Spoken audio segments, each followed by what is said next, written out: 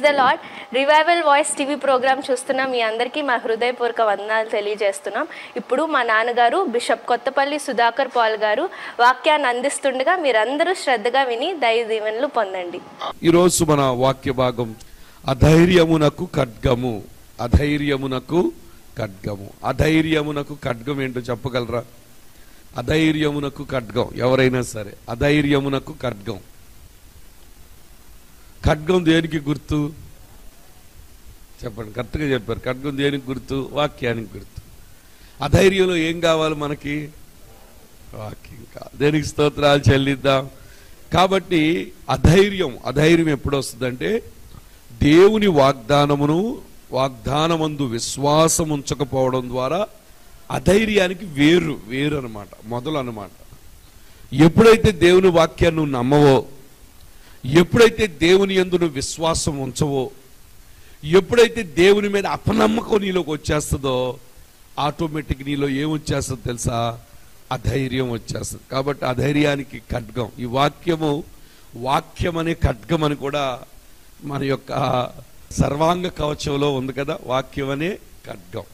కాబట్టి మనం అపవాదిని జయించాలంటే వాక్యంతోనే మనం జయించాలి. అధైర్యాన్ని జయించాలి అంటే వాక్యంతోనే జయించాలి. కాబట్టి ప్రియమైన దేవుని బిడ్డలారా, ఏదేను తోటలో ఆదామవ్వలు ఎప్పుడు దేవునితో ధైర్యంగా వాళ్ళు ఏం చేసేవాళ్ళు? మాట్లాడేవాళ్ళు.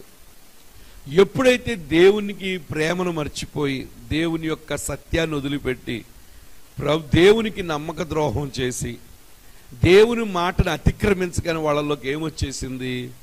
అధైర్యం, భయం వచ్చేసి ప్రభు వచ్చే సమయానికి వాళ్ళు దాక్కున్నారు. ఆదామా అని నువ్వు పిలిచినప్పుడు నేను దాక్కుని ఉన్నాను. వాళ్ళు భయపడిపోయి దాక్కున్నారు. అధైర్యం వచ్చేసింది. అంటే ఎప్పుడైతే దేవుని నుంచి దూరం అయిపోతామో, ఎప్పుడైతే దేవుని నుంచి మనం వేరైపోతామో, ఎప్పుడైతే దేవుని దగ్గర నుంచి మనము దూరంగా వెళ్ళిపోవడానికి ప్రయత్నిస్తామో మనలో ధైర్యం పోయి ఏమొస్తుందంటే అధైర్యం రావడం ప్రారంభిస్తుంది. ప్రతిదానికి భయపడిపోతాం.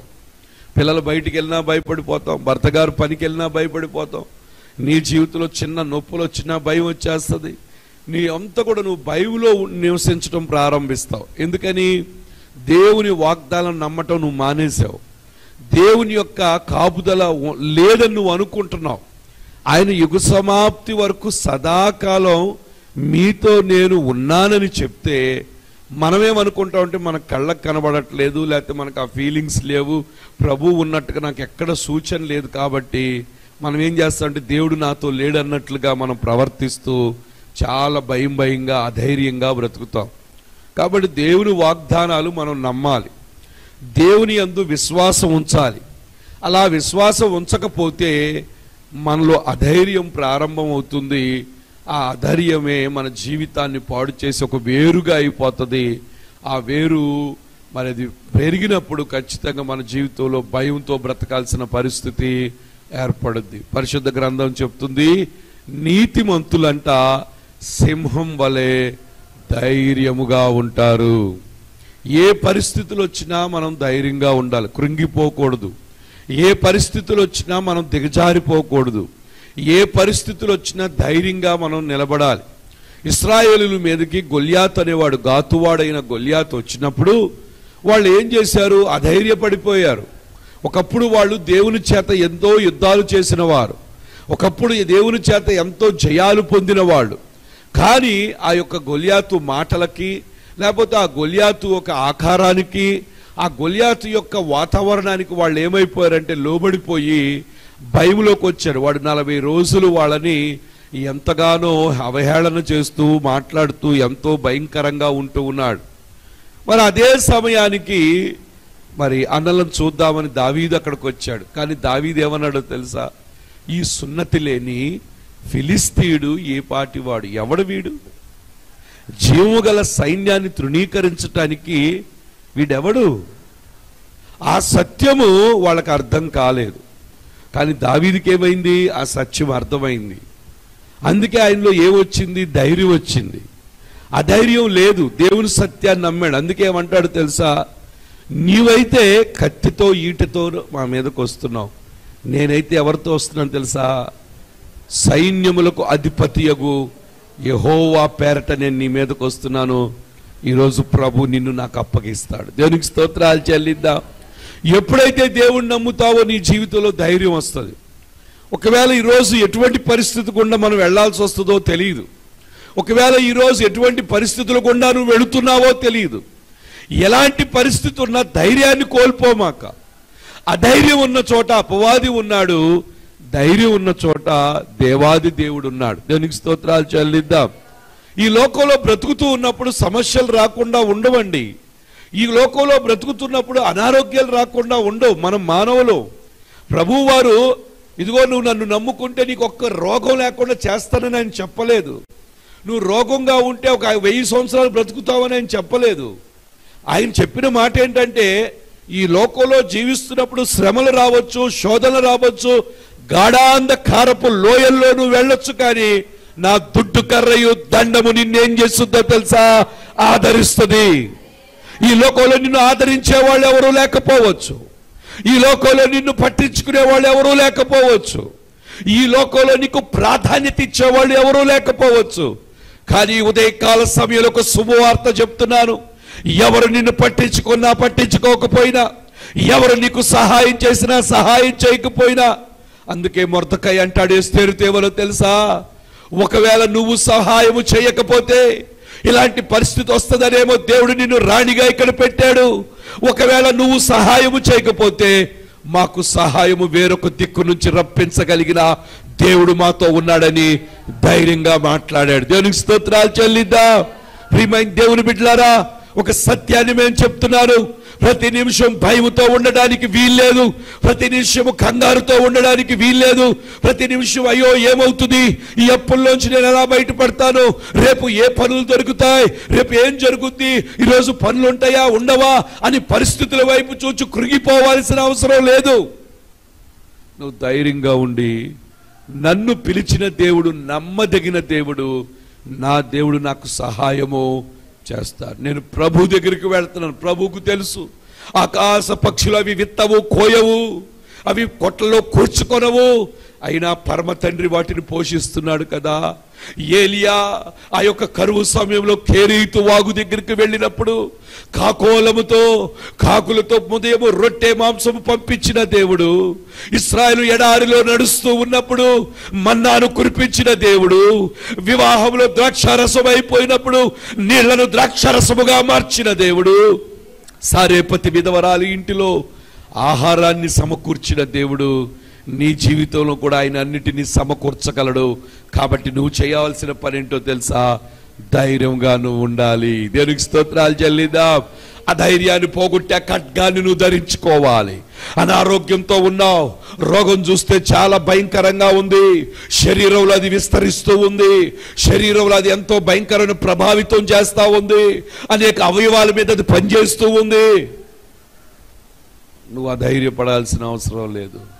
నీకు ఒక దేవుడు ఖడ్గం ఇచ్చాడు. ఆ ఖడ్గం తీసుకుని ఏం చెప్పాలో తెలుసా? యేసయ్య పొందిన దెబ్బల చేత నాకు స్వస్థత కలుగుతుంది. నిజంగా దేవుని నమ్మే బిడ్డ నోట్లో అదే మాట రావాలి. అంతేగాని అమ్మో బాబు అయిపోయాను నేను, ఇంకా నా పని అయిపోయింది, నా కాలు ఇరిగిపోయింది, లేకపోతే నా నడుము విరిగిపోయింది, లేకపోతే నా పరిస్థితులు అయిపోయింది, ఇంకా నేను మంచానికే పరిమితం అనే మాటలు నువ్వు మాట్లాడడానికి వీలు లేదు. నువ్వు చెప్పాల్సిన మాట ఏంటో తెలుసా? ఆయన పొందిన దెబ్బల చేత నాకు స్వస్థత కలుగుతుంది. దేవునికి స్తోత్రాలు చెప్పండి. ఈ ఉదయకాల మాట పలకండి. యేసయ్య పొందిన దెబ్బల చేత, యేసయ్య పొందిన దెబ్బల చేత, యేసయ్య పొందిన గాయముల చేత నాకు స్వస్థత కలుగుతుంది. నేను స్వస్థత నొంది తిని. హల్లెలూయా. కొంతమంది రోగాలు వదులుకొట్టుకోవడం ఇష్టం లేదు, అందుకే నిదానంగా ముత్యాలు రాలిపోతున్నట్టుగా చెప్తున్నారు. ఆ రోగం పడుకోవే 4 రోజులు, ఇంకా నేను డబ్బులు ఖర్చు పెట్టాలి, ఇంకా నా డబ్బులు అవ్వలేదు, ఆ రక్తస్రావం స్త్రీకి బాధ వచ్చేసింది, వేదన వచ్చింది, డబ్బులు అయిపోయినాయి, డాక్టర్లు ఇంకా రోగాన్ని ఎక్కువ చేశారు. అనుకుంది నేను మౌనంగా ఉంటే నా పరిస్థితి మారదు, నేను అధైర్యంగా ఉంటే నా పరిస్థితి మారదు, ధైర్యం తెచ్చుకుంటాను. మా సమాజంలో మా జాతి వాళ్ళు దేవుడిచ్చిన ఆ ధర్మశాస్త్రం ప్రకారంగా నేను బయటికి వెళితే మా వాళ్ళందరూ నన్ను రాళ్లతో కొట్టి చంపుతారు. 12 సంవత్సరాలంటే సుదీర్ఘ కాలం. అది ఆ ఊరంతా కూడా ఆమె గురించి తెలుస్తుంటది. ఆమె ఫైల్స్ పట్టుకుని హాస్పిటల్కి వెళ్తాను, చాలా మంది అడుగుంటారు రోడ్డు మీద, ఓ పిన్ని ఎక్కడికి వెళ్తున్నావు, అక్క ఎక్కడికి వెళ్తున్నావు, అత్త ఎక్కడికి వెళ్తున్నావు, అమ్మ ఎక్కడికి వెళ్తున్నావు అని ఎన్నో మాటలు వినపడి ఉంటాయి. ఆమె చెప్పుంటుంది, ఇదిగో మాకు బలహీనత ఉంది కదా, నా శరీరంలో ఉన్న బలహీనత మీకు తెలుసు కదా, ఇదిగో ఈ డాక్టర్ గారి దగ్గరికి వెళ్తున్నాను, ఈ డాక్టర్ గారి దగ్గరికి వెళ్తాను చెప్పినప్పుడు ఊరంతా తెలుసుంటది. ఓ బయటికి వెళ్తే ఖచ్చితంగా ఎంతో మరి ఖచ్చిత ధర్మశాస్త్రం ప్రకారంగా ఆమెని రాళ్లతో కొట్టి చంపేయాలి. ఎందుకంటే ఆమె ఎంతో అంటరాని స్థితిలో ఉంది, ఆమె ఎంతో మైలుపడిన స్థితిలో ఉంది.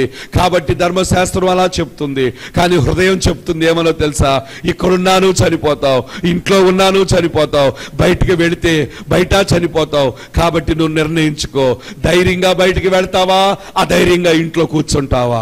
ఆమె ఏం చేసిందో తెలుసా, ఒకటే అనుకుంది, అధైర్యంగా ఇంట్లో కూర్చొని చనిపోయే కన్నా ధైర్యంగా ఒక అడుగు ముందుకు వేస్తానంది. ఎప్పుడైతే ధైర్యంతో అడుగు ముందుకు వేసిందో ఆ అడుగే ఏమైందో తెలుసా, ఆమెకు స్వస్థతకు కారణం అయిపోయింది. స్తోత్రాలు చెల్లిద్దాం. హల్లెలూయా.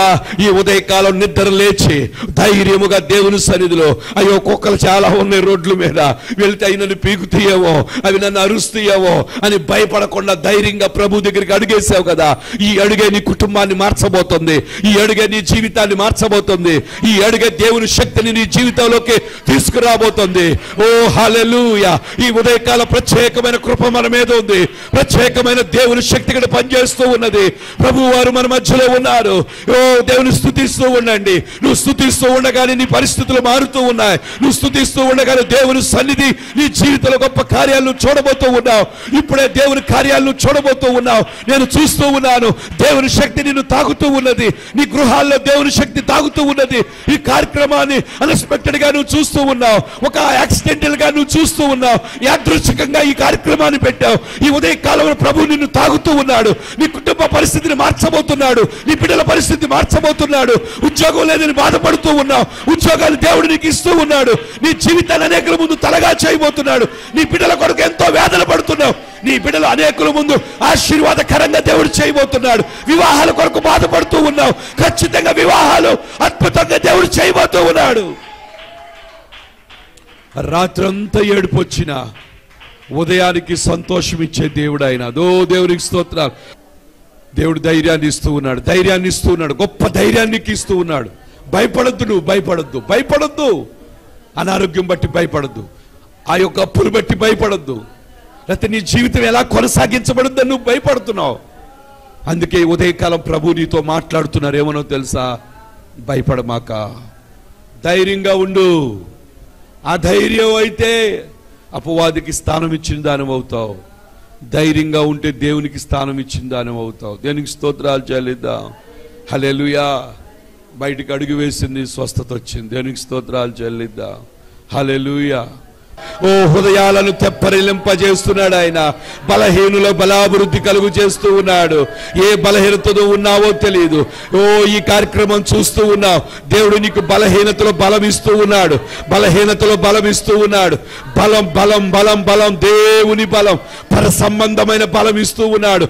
రోగాన్ని దాటే బలం ఇస్తూ ఉన్నాడు, ఎర్ర సముద్రాన్ని దాటే బలం ఇస్తూ ఉన్నాడు, అప్పులు దాటే బలం ఇస్తూ ఉన్నాడు. ఓ సమస్యలు దాటే బలం ఇస్తున్నాడు, సమస్యల్లో నిలబడే బలం ఇస్తున్నాడు. బలం పొందుకో, బలం పొందుకో.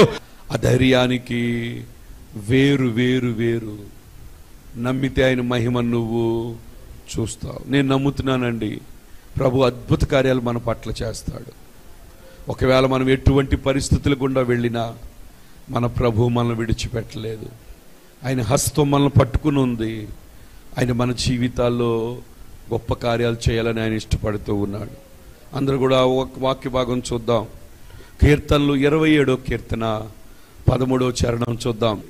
సజీవుల దేశమున నేను యెహోవా దయను పొందుదును అన్న నమ్మకం నాకు లేకపోయిన ఎడల నేనేమవుదును. సజీవులు దేశంలో అంటే అందరూ నివసిస్తున్న దేశంలో యెహోవా దయను పొందుకుంటానన్న నమ్మకం నాకు లేకపోతే నేనేమైపోతాను తెలుసా? ఏమైపోతాను? ఇంగ్లీష్లో అయితే ఏముందో ఐ హ్యాడ్ ఫెయింటెడ్ అన్నది. అంటే ఆ నమ్మకం లేకపోతే నేను బలహీనుడైపోయేవాడిని. నిజంగా ఒకసారి ఆలోచించండి. ప్రభు మనతో లేకపోతే మేము ఎలాగైపోయేవాళ్ళం? నిజంగా మా జీవితంలో మరి బాబు చనిపోయినప్పుడు జీవాబు దేవుని రాజ్యానికి వెళ్ళాడు. ఆ దేవుడు మాతో లేకపోతే మేము ఏమైపోయేవాళ్ళం? నిజంగా ప్రభు మాతో లేకపోతే ఈరోజు ఇలా నిలబడి దేవుని వాక్యాలు చెప్పగలవు ఇంత ధైర్యంగా?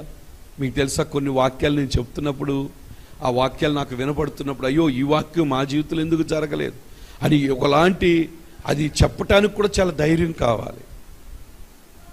ఆ మాట పలుకుతూ ఉన్నప్పుడు కూడా ధైర్యం కావాలి. మా పరిస్థితి ఏం జరిగిందో మాకు అనవసరం. దేవుని వాక్యమే సత్యం. దేవునికి స్తోత్రాలు చెల్లిద్దాం. అది అవునంటే అవును, కాదంటే కాదు. ప్రభు మాటని ప్రభు మాటగానే చెప్పాలి. మాకేదో జరిగింది, ప్రభు మాట జరగలేదని చెప్పి ఆ మాటను పక్కన దాచేసి వేరే మాటలు చెప్పడానికి వీలు లేదు. ఆ మాటలు ఖచ్చితంగా చెప్పాలి. ఆకస్మికంగా కలుగు అపాయముల కోసం పిల్లల్ని కనలేదు. ఆ మాట అక్షరాల నిజం. దేవునికి స్తోత్రాలు చెల్లిద్దాం. మరి జీవాబు పట్ల ఎందుకు జరిగిందంటే దేవుని చిత్తం నాకు తెలియదు. ఎన్ని అడిగినా ఏది తలంచినా ఆయన చిత్తమే. ఆయన ఎందుకు పిలుచుకున్నాడో, ఎందుకు చేయాలనుకున్నాడో మనకు తెలియదు. అందుకే ప్రతి దాంట్లో కూడా ఆ నమ్మకం మనకు ఉండాలి. అందుకన్నాడు, సజీవుల దేశమున నేను యెహోవా దయ పొందుదును అన్న నమ్మకం నాకు లేకపోతే నేనేమైపోతాను? ఆ నమ్మకం లేకపోతే మనం ఏమైపోతాం? బలహీనులైపోతాం, ఎంతో కృంగిపోతాం. కానీ ఉదయకాలం మనం ఏం చేస్తున్నాం? నమ్ముతున్నాం. నమ్మి ప్రభు దగ్గరికి వస్తున్నాం. ఏమనో తెలుసా? నా ప్రభు నాకు సహాయం చేస్తాడు, నా ప్రభు నన్ను నిలబెడతాడు, నా ప్రభు నన్ను అనేక విషయాల్లో నన్ను తలగా చేస్తాడు. అంతేకాదు నిత్య రాజ్యంలో కూడా యుగ యుగాలు ఆయనతో ఉండే కృప నాకు ఇస్తాడని ఆ నమ్మకంతో ఈ భక్తిని మనం ఏం చేస్తున్నాం తెలుసా? కాబట్టి మనం ఎలాగుండాలి? ధైర్యంగానే ఉండాలి. ధైర్యంగానే ఉండాలి. అంతేగాని అధైర్యపడకూడదు. ఒక్కోసారి మన కళ్ళ ముందు పరిస్థితులు ఎలాగుంటాయి అంటే మనల్ని చాలా కంగారు పెట్టే పరిస్థితులు కనబడతాయి. మధ్యరాత్రిలో మీరు పడుకున్నారు, సడన్గా కడుపునే పోలేతే గుండెలో చిన్న నొప్పిలాగా వస్తుంది అనుకో, ఇంకా ఆ రాత్రి ఎట్లా ఉంటుంది అంటారు చెప్పండి పరిస్థితి. ఎంత కంగారు అయిపోతాం. మనకు ఒక నమ్మకం ఏంటో తెలుసా? ప్రభువా నాకు బిడ్డలను ఇచ్చావు, నా పరిస్థితులు నీకు తెలుసు, నేను వెళ్ళిపోతే కుటుంబం ఎట్లా నాయన, కాబట్టి నా పని పూర్తయ్యే వరకు నన్ను అంత తేలిగ్గా నువ్వు నన్ను, అందుకే నేను చావను, సజీవుడినై యెహోవా క్రియలు వివరిస్తాను. నేను దేవుని క్రియలు వివరించడానికి బ్రతుకుతాను. అలాగే నా ఈ లోకంలో ఇచ్చిన పనులు నేను ఎంతోమంది నిండు వృద్ధాప్యంలో, చివరిగా నిండు వృద్ధాప్యంలో ప్రభు సన్నిధికి చేరారు. అట్లాగే మనం నమ్మాలి. నా పక్కన 1000 మంది పడినా, కుడి పక్కన 10,000 మంది కూలిన అపాయం నా యొద్దకు, అది నమ్మాలి. నువ్వు నమ్మకపోతే అధైర్యం వచ్చేస్తుంది నీకు. నా ప్రభు నాతో ఉన్నాడని నువ్వు నమ్మాలి. కంటికి కనబడినా కనబడకపోయినా నా ప్రభు నాకు సహాయం చేస్తారు ఖచ్చితంగా. ఆయన నా పక్షాన ఉన్నారు. ఒకవేళ మీకు అర్థమైనా అర్థం కాకపోయినా నా ప్రభు నన్ను విడిచిపెట్ల, నా చెయ్యి పట్టుకున్నారని నువ్వు నమ్మాలి. దేవునికి స్తోత్రాలు. నమ్మితే ఆ ఖడ్గం ఉపయోగపడుద్ది, నమ్మకపోతే అధైర్యంతో బ్రతుకుతావు. అధైర్యం అనే వేరు నిన్నేం చేస్తుందో తెలుసా? ఆ అధైర్యంతోనే నిన్ను చంపేస్తుంది, లేకపోతే నీ పరిస్థితిలో జయం లేకుండా చేస్తుంది. కాబట్టి నువ్వేం చేయాలి? నమ్మాలి. నా ప్రభు నాతో ఉన్నాడు. అందుకే అంటున్నాడు, సజీవుల దేశం నేను యెహోవా దయ పొందుదునన్న నమ్మకం నాకు లేని ఎడల నేనేమైపోతాను తెలుసా? ఫెయింటెడ్ అంటే బలహీనుడు అయిపోతాను, కళ్ళు తిరిగి పడిపోతాను, లేకపోతే కృంగిపోతాను. ఇంగ్లీష్లో I had fainted unless I had believed to see the goodness of the Lord in the land of the living. నేను నివసించే ప్రాంతంలో దేవుని యొక్క మంచి కార్యాలు నేను చూడాలి అంటే ఆయన మీద నాకు నమ్మకం ఉండాలి. ఒకవేళ లేకపోతే నేనేమవుతానో తెలుసా? బలహీనుడు అయిపోతాను, ఎందుకు పనికిరాని వాడిని అయిపోతానని పరిశుద్ధ గ్రంథం. కాబట్టి నమ్మకం ఉండాలి, ధైర్యం ఉండాలి. ప్రభు బిడలనిచ్చాడా? వాళ్ళకు దారి చేస్తాడు. వివాహాలు ఖచ్చితంగా చేస్తాడు. ఖచ్చితంగా దేవుడు సంబంధాలు తీసుకొస్తాడు. ఖచ్చితంగా మన మందిరంలో ఎన్ని కార్యాలు మనం చూసాం. అసలు జరుగుద్దా అన్న కార్యాలు జరుగుద్దా, ఎలా జరుగుద్ది అనుకోరు, అలాంటి కార్యాలు దేవుడు చేసి చూపించాడు. దేవునికి స్తోత్రాలు చెల్లిద్దాం. హల్లెలూయా. అలాగే కీర్తనలు 142 కీర్తన 5వ చరణం చూడండి. యెహోవా నేనే నీకు మొర్ర పెట్టుచున్నాను. ఏమన్నాడు తెలుసా?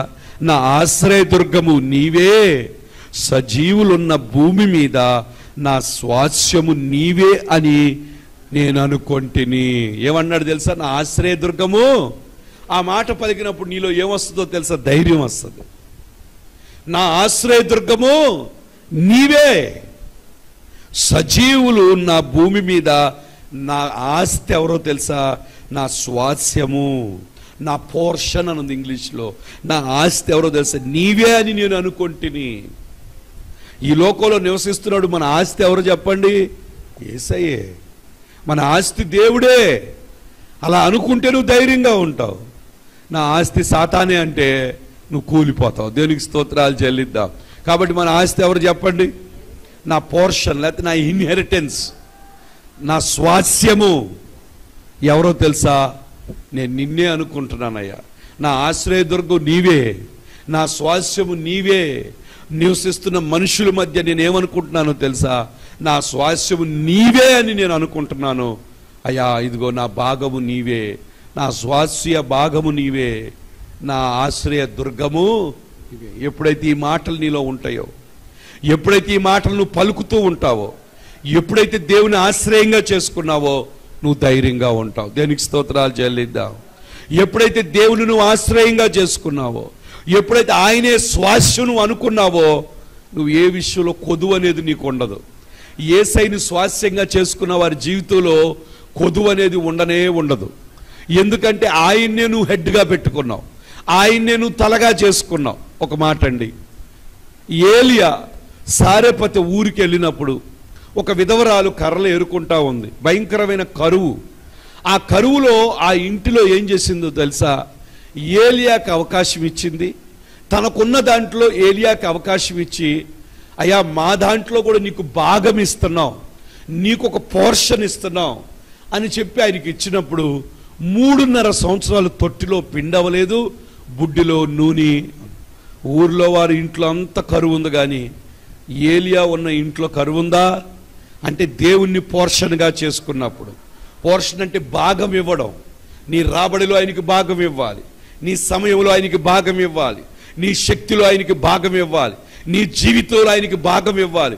ఎప్పుడైతే ఆయన్నే నువ్వు భాగంగా చేసుకున్నావో నీ జీవితం అనేకులకి భాగాన్ని పంచిపెట్టే వ్యక్తిగా నువ్వు మారిపోతావు. దేవునికి స్తోత్రాలు చెల్లిద్దాం. హల్లెలూయా, హల్లెలూయా. ఆమెయు తన ఇంటి వారు బంధువులందరూ కూడా రోజు పండగ చేసుకుంటా ఉన్నారు. దేవునికి స్తోత్రాలు చెల్లిద్దాం. దేవునికి భాగం ఇచ్చేవాళ్ళు, దేవుణ్ణి స్వాస్యముగా చేసుకున్న వాళ్ళ జీవితాలు అనేకులకి స్వాస్యాన్ని పంచేవారుగా ఉంటారు. వాళ్ళ పిల్లలకి స్వాస్యాన్ని వదిలిపెట్టేవారుగా ఉంటారు. వారు పిల్లలకి ఆస్తికర్తలుగా చేస్తారు. ఓ దేవునికి స్తోత్రాలు చెల్లిద్దాం. హల్లెలూయా. అలా అవ్వాలంటే ఎవరిని ముందు పెట్టుకోవాలి? అధైర్యాన్నా ధైర్యాన్నా? ధైర్యాన్ని పెట్టుకుంటే అక్కడ ఎవరు ఉంటారు? ప్రభువు ఉంటారు. ప్రభువే. అందుకే ఈయన అంటున్నాడు, నా ఆశ్రయ దుర్గము నీవే, నా భాగము నా స్వాస్యము నీవే నాయన. దేవునికి స్తోత్రాలు చెల్లిద్దాం. హల్లెలూయా, హల్లెలూయా. ఈ సజీవుల దేశంలో ఒకవేళ నువ్వు లేకపోతే, నువ్వు నాతో లేకపోతే నేనేమైపోయేవాడినయ్యా. నీ దయ నన్ను బ్రతికిస్తుందని చెప్పి ఆయన చెప్తూ ఉన్నాడు. దయ పొందుదును అన్న నమ్మకం నాకు లేకపోతే నేనేమవుదును. దేనికి స్తోత్రాలు చెల్లిద్దాం. హల్లెలూయా. 2 కొరింథీయులకు రాసిన పత్రిక 4వ అధ్యాయం 16వ వచనం. కావున మేము అధైర్యపడము, మా బాహ్య పురుషుడు కృషించుచున్నను, అంతర్య పురుషుడు దినదినము నూతన పరచబడుచున్నాడు. దేవునికి స్తోత్రాలు చెల్లిద్దాం. ఒకవేళ బయటికి మేము ఉపవాసాలతో చిక్కిపోతున్నా, ఉపవాసాలతో కళ్ళు లోనకి వెళ్ళిపోయినా, ఒకవేళ నిద్రలేని తనంలోకి వెళ్ళిపోయినా, కానీ లోన అంతరంగ పురుషుడు ఏమవుతున్నాడంట? అంతరంగం ఉన్న ఆత్మ ఏమవుతుంది చెప్పండి? వర్ధిల్లుతోంది. ఒక సత్యాన్ని చెప్తున్నా వినండి. ఓ ప్రియుడ, ఆత్మలో వర్ధిల్లుచున్న ప్రకారము అన్ని విషయాల్లో నువ్వు వర్ధిల్లుతావు. కాబట్టి నువ్వు భయపడకూడదు. దేవుని సన్నిధికి రావడం వల్ల నువ్వు భయపడకూడదు. అయ్యో నేను ప్రార్థనకి వెళ్తే నా క్లాసులో నిద్ర వస్తుంది అనుకోకూడదు. అయ్యో నేను ప్రార్థనకి వెళ్తే నా కాలేజీ పోతుంది అనుకోకూడదు. అయ్యో నేను దేవుని సన్నిధికి వెళ్తే అని అధైర్యంగా వదిలిపెట్టి పారిపోకూడదు. ధైర్యంగా దేవుని దగ్గరికి రావాలి. నా దేవుడు నాకు సహాయం చేస్తాడు. ఆయనే నాకు ఆశ్రయ దుర్గము. నా ప్రభువుకి నేను స్థానం ఇచ్చినప్పుడే నా జీవితంలో గొప్ప కార్యాలు నేను చూడగలుగుతాను. మొదటగా ఈ ఉదయకాలం మొదటి గడియ ప్రభువుది, మొదటి స్థానం ప్రభువుది. ఈ ఉదయకాలం వేకువ జామునే ప్రభు పాదాల దగ్గరికి వస్తూ ఉన్నాను. ప్రభు చేసిన పని నేను చేస్తున్నాను. యేసయ్య నా ప్రభు ఈ లోకంలో ఉన్నప్పుడు ఆయన చేసిన పనినే నేను చేస్తూ ఉన్నాను. కాబట్టి నేను అధైర్యపడను, నేను దేనికి భయపడను, నిద్ర లేకపోయినా భయపడను, ఉదయకాలం లేవడానికి భయపడను. ప్రభు సన్నిధిలో నేను సాగిపోతాను. ప్రభు కొరకు నేను నిలబడతాను. ఒకవేళ దేవుని పని చేస్తూ కుషించిపోయినా పర్వాలా, కానీ అంతరికంగా ఏముందో తెలుసా? గొప్ప ధైర్యాన్ని మనం పొందుకుంటూ ఉన్నాం. దేవునికి స్తోత్రాలు చెల్లిద్దాం. శరీరంలో నువ్వు ఎంత బలంగా ఉన్నా నీకు ధైర్యం ఉండదు. నీకు ఎక్కడ బలం ఉండాలి తెలుసా? ఆత్మలో బలం ఉండాలి. ఈ ఉదయకాలం నువ్వు చేసే పని ఏంటో తెలుసా? శరీరానికి బలం ఇచ్చే పని కాదు, ఆత్మకు బలం ఇచ్చే పని. ఎప్పుడైతే ఆత్మలో నువ్వు బలం పొందుకుంటావో శరీర కార్యాల్లో నువ్వు నిలబడతావు. పాపానికి నో అని చెప్తావు, శాపానికి నో అని చెప్తావు, రోగానికి నో అని చెప్తావు. ఎస్ అని ఎంత మాత్రం కూడా నువ్వు చెప్పవు. ఎందుకో తెలుసా? దాని ముందు గొలియాతు ముందు దావీదు నిలబడినట్టుగా నువ్వు నిలబడి, రోగమా నువ్వా నేనా తేల్చుకుందాం. అప్పులా నేను బుద్ధిహీనతగా తెలివి తక్కువతనంగా చేశాను, నన్ను క్షమించయ్యా, అదే నేను తేల్చుకుందాం. దేవునికి స్తోత్రాలు చెల్లిద్దాం. హల్లెలూయా. కావున మేము అధైర్యపడం, దేనికి మేము భయపడం. దేవునికి స్తోత్రాలు. మా బాహ్య పురుషుడు కృషించుచున్నను, మా శరీరం కృషించిపోతున్నా, ఏ రోగాలు శరీరంలో ఉన్న భయపడే పనే లేదు. దేవునికి స్తోత్రాలు చెల్లిద్దాం. భయపడిన అన్న వాళ్ళు దేవునికి స్తోత్రాలు చెప్పండి. పాస్టర్ గారు నేను భయపడతానన్న వాళ్ళు దేవునికి స్తోత్రాలు చెప్పండి. ఎవరు భయపడకూడదు. భయపడ్డావా? అధైర్యం అనే వేరొచ్చిందా? అది అపవాదిగాడు నిన్ను పాడు చేస్తాడు. ధైర్యంగా నీతిమంతులు సింహం వలె ఉంటారు. మనకి యోధా గోత్రపు సింహం మనతో ఉన్నారు. ఆయన మన పక్షాన యుద్ధం చేసేదేవాడు. మీరు ఊరకే నిలబడండి, యుద్ధం నేను చేస్తాను. దేవునికి స్తోత్రాలు చెల్లిద్దాం. మన జీవితాల్లో అపవాది కలిగిస్తున్న ప్రతి తంత్రాల్లో మనమైతే సాతాను ఓడించలేము.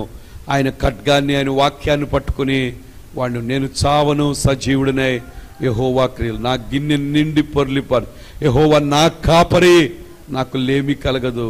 ఒకవేళ ఈ పరిస్థితి కొంచెంగా ఉందేమో, నా స్థితి మొదట కొంచెమైనా తుదకు మహావృద్ధులకు దేవుడు నన్ను తీసుకెళ్తాడు. ఈరోజు నవ్వారా? ఏం పర్వాలా. ఒక దినాన దేవుడు ఎవరైతే నవ్వారో వారి నోట్లో నుంచే దేవుని మహిమపరిచే కార్యాలు నీ జీవితం ద్వారా చేస్తాడు. దేవునికి స్తోత్రాలు చెల్లిద్దాం. ఎవరో నవ్వారని భయపడిపోవడం, ఎవరో నవ్వారని అధైర్యపడిపోవడం, ఏదో జరిగిందని కంగారు పడిపోకూడదు. ఏమి జరిగినా అంటున్నాడు, మేము బాహ్యంగా కుషించిపోయినా అంతరంగంగా ఏమవుతున్నాం తెలుసా?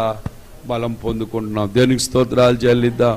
నిజంగా మా బాబు ప్రభు రాజ్యానికి వెళ్ళినప్పుడు ఎంతో బాహ్యంగా కుషించిపోయే పరిస్థితి, కానీ అంతరంగంగా అందరు సంఘ ప్రార్థనలు, మా ప్రార్థనలు, ప్రభు దగ్గర కూర్చుని రోజు ప్రభు కాబట్టి ధైర్యంగా నిలబడగలుగుతున్నాం. దేవునికి స్తోత్రాలు చెల్లిద్దాం. 2 కొరింథీయులకు రాసిన పత్రిక 4వ అధ్యాయం 8 నుంచి కొన్ని మాటలు ఇది మీరు చూడాలి. అందుకనే ఎటు పోయినను శ్రమ పడుచున్నాను. ఎటు వెళతను నాకేమొస్తున్నాయి అంట? శ్రమ పడుచున్నాను. ఇరికింపబడిన వారము కాము, అపాయములో నున్నను కేవలము ఉపాయము లేని వారము కాము. చూసారా? అపాయములో ఉన్నను ఉపాయము లేని వారం కావంట. ఎందుకని మనతో ఎవరున్నారు? ఇప్పుడు ఎర్ర సముద్రం వచ్చింది, ఉపాయం వచ్చిందా రాలేదా? ఉపాయం వచ్చింది కదా. దేవుడు ఏం చేశాడు? 2 పాయలు చేశాడా లేదా? ఎడారిలో నడుస్తున్నారు, వారి చెప్పులు అరిగినాయా? వస్త్రాలు పాతగిలినాయా? కాళ్ళు వాపొచ్చిందా? వాళ్ళకు ఉపాయం ఉంది. దేవుడు ఎక్కడ ఉంటే అక్కడ ఉపాయం ఉంది. ఎక్కడ ధైర్యంగా ఉంటే అక్కడ ఉపాయం ఉంది. మనకు ఉపాయం లేనట్టుగా ఏదో కంగారు పడిపోతూ ఉంటాం. ఇక్కడ చెప్తున్నాడు, ఎటు పోయినను శ్రమ పడుచున్నాను, ఇరికింపబడిన వారము కాము. ఇరికించబడే సాతానుడు మనల్ని ఇరికించాలని ప్రయత్నిస్తాడు, కానీ మన దేవుడు మనల్ని ఏం చేస్తాడు? తప్పిస్తాడు. అపాయములో నున్నను కేవలం ఉపాయము లేని వారము కాము, తరమబడుచున్నను దిక్కులేని వారము కాము. సాతానుగాడు మనల్ని తరుముతూ ఉంటాడు, కానీ దిక్కులేని వారం మనము కాము. హగరు పంపించేశారు, నీటిలో ఆ బుడ్డిలో నీళ్లు అయిపోయినాయి. కానీ ఆ ఎడారిలో దిక్కు ఎవరయ్యారు ఆమెకి? నువ్వు చూసుచున్న దేవుడు అని పేరు పెట్టింది. దేవునికి స్తోత్రాలు చెల్లిద్దాం. కాబట్టి మనము ఎవరైనా తరం పడుచున్నప్పుడు దిక్కులేని వారం కావు, పడద్రోయబడినను నశించు వారము కావు. అంటే ఎందుకు మనం నశించు వారే కాదు? ఎందుకు మనం ఉపాయం లేని వారము కాము? ఎందుకు ఇరికింపబడిన వారము కాము? ఎందుకు మనం నశించు వారము కామంటే మనతో పాటు ఎవరున్నారు? అందుకే ధైర్యంగా ఉండాలి. దేవునికి స్తోత్రాలు చెల్లిద్దాం.